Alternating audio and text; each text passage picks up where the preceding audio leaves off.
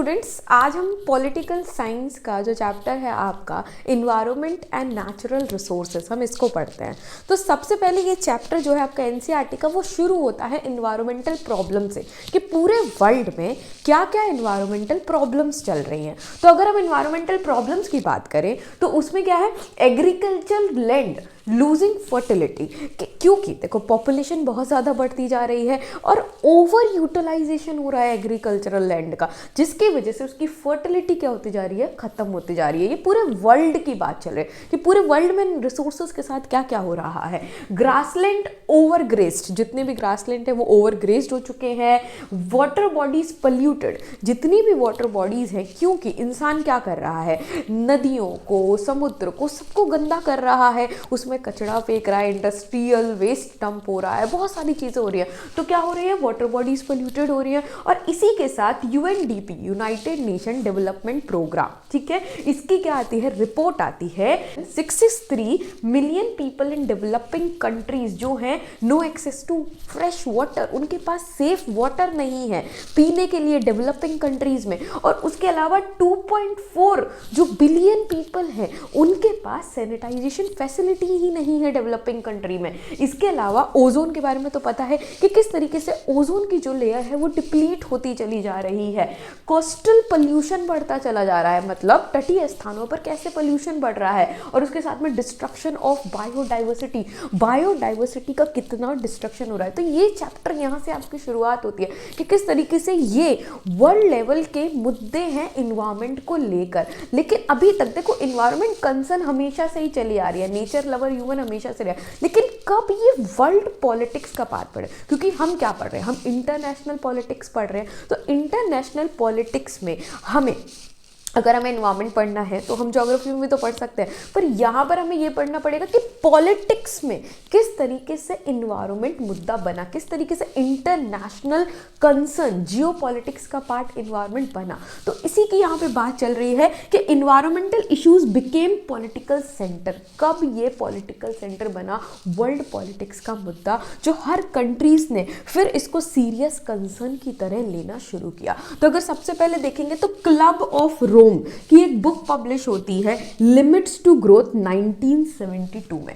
Club of Rome क्या है, तो क्लब ऑफ रोम एक थिंक टैंक है। थिंक टैंक क्या होता है, थिंक टैंक एक ऑर्गेनाइजेशन होती है। अगर हम थिंक टैंक की बात करें तो थिंक टैंक एक क्या है, ऑर्गेनाइजेशन होती है जो रिसर्चर्स की, स्कॉलर्स की एक ऑर्गेनाइजेशन है, जो इश्यूज पर, जो भी एनवायरमेंटल इशू है, जो भी इश्यूज होते हैं उस पर क्या करते हैं, काम करती है, प्रोग्राम्स बनाती है, सोल्यूशंस देती है। जैसे इंडिया में बात करें तो नीति आयोग। तो यहाँ पर क्लब ऑफ रोम एक थिंक टैंक है जिसने एक बुक पब्लिश की 1972 में, लिमिट्स टू ग्रोथ, कि अगर हम बात करें जो इकोनॉमिक ग्रोथ है वो किस तरीके से, मतलब इतनी ज़्यादा खतरनाक होती जा रही है, या फिर पॉपुलेशन इतनी ज़्यादा, जो पॉपुलेशन है वो इतनी ज़्यादा बढ़ती चली जा रही है कि उसकी वजह से जो नेचुरल रिसोर्सेज हैं वो हार्म हो रही हैं। तो इस तरीके से यहाँ, और तभी से जो depletion of earth resources against rapidly growing population, population बढ़ती जा रही है। और यहीं से ही एक अवेयरनेस आनी शुरू होती है। कोई ना कोई पॉइंट तो होता है ना जहाँ से एक वर्ल्ड लेवल पे अवेयरनेस आती है, तो यहाँ से अवेयरनेस आनी शुरू होती है कि सच में ये एक बड़ा मुद्दा है। और इसी के बाद अगर हम बात करें 1987 में ब्रथलैंड रिपोर्ट आती है, अवर कॉमन फ्यूचर, और यहाँ पर कंसर्न पेश की जाती है इन्वायरमेंट को लेके कि किस तरीके से इकोनॉमिक ग्रोथ जो है वो सही नहीं हो रही है, कैसे इकोनॉमिक ग्रोथ जो है इन्वायरमेंट को क्या कर रही है, बहुत ज़्यादा हार्म कर रही है। तो दोनों का बैलेंस बिल्कुल भी नहीं है।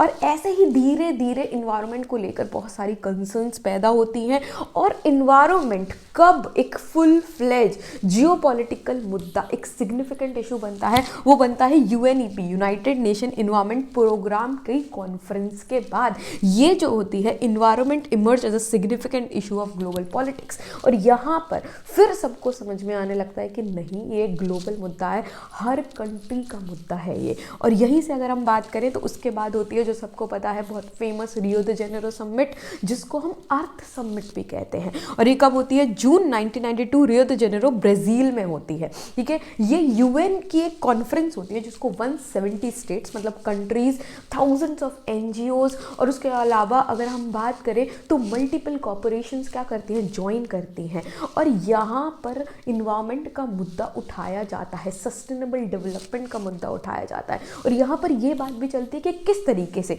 जो वर्ल्ड है वो दो पार्ट में है। एक है फर्स्ट वर्ल्ड नॉर्थ मतलब डेवलप्ड कंट्रीज, ग्लोबल नॉर्थ जिसको कहते हैं, और थर्ड वर्ल्ड मतलब साउथ डेवलपिंग कंट्री।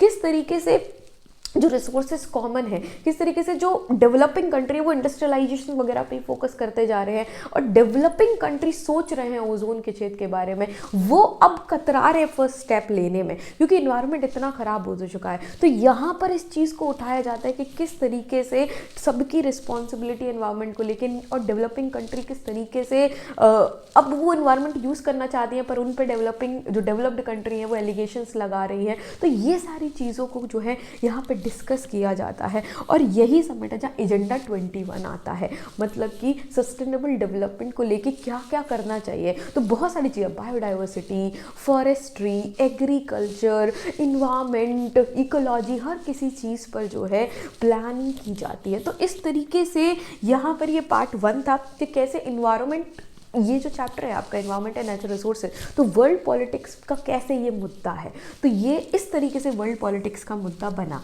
ये हम और पढ़ेंगे, इस चैप्टर को समझेंगे। तो अगर आपको वीडियो पसंद आई हो तो प्लीज़ लाइक, शेयर, सब्सक्राइब और कमेंट में मुझे बता दीजिएगा कि आपको और क्या टॉपिक पढ़ना है। Thank you so much.